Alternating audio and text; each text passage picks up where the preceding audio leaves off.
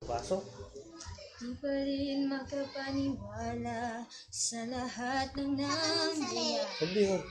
Pangarap parang kailan lang sa panaginip ko'y nakita. Ngayon ay dumating nang bigla sa aking buhay, di naubusan ng pag-asa. Ako'y nanalig sa isang pangarap